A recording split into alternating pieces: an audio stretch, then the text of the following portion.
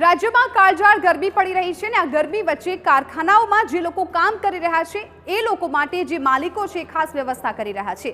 છાશ જેવા ઠંડા પીણાઓનું વિતરણ કરી રહ્યા છે, જેના કારણે જે કારખાનાઓમાં કામ કરતા લોકો છે તેમને ગરમીમાંથી થોડીક રાહત મળી શકે।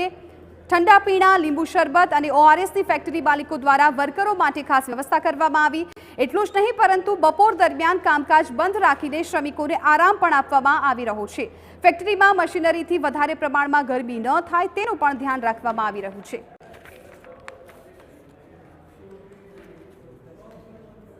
રાજ્યમાં ઓરેન્જ એલર્ટ અને યલો એલર્ટ આપવામાં આવી રહ્યું છે।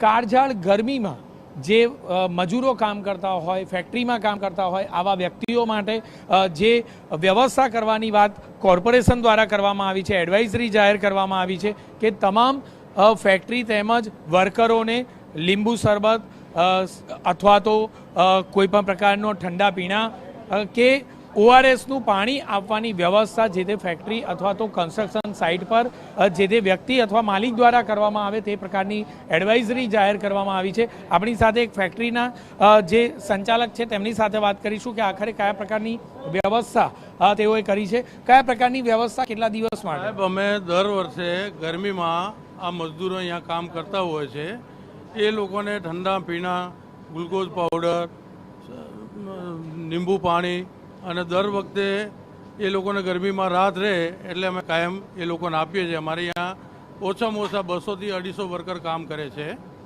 એ લોકોને વધુ પડતી ગરમી હોય ત્યારે તેમના સમયમાં કોઈ ફેરફાર કરવામાં આવતો હોય કે એવું છે?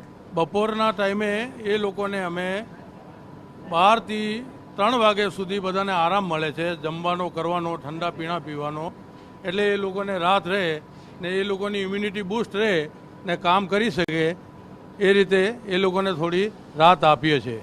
ટૂંકમાં કહીએ તો ફેક્ટરીમાં અલગ અલગ જગ્યાઓ પર અલગ અલગ પ્રકારની વ્યવસ્થા કરવામાં આવતી હોય છે। ખાસ તો જે ગ્લુકોઝ છે તે પણ બતાવીશ કે આ પ્રકારના ગ્લુકોઝથી શરબત તૈયાર કરવામાં આવતો હોય છે અને અનેક વ્યક્તિઓ તેનો લાભ લઈ શકે।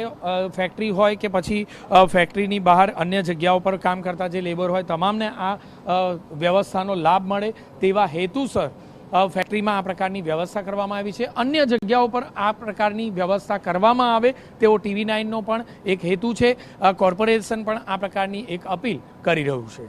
કેમેરામેન વિવેક ઠાકોર સાથે જિગ્નેશ પટેલ, TV9 અમદાવાદ।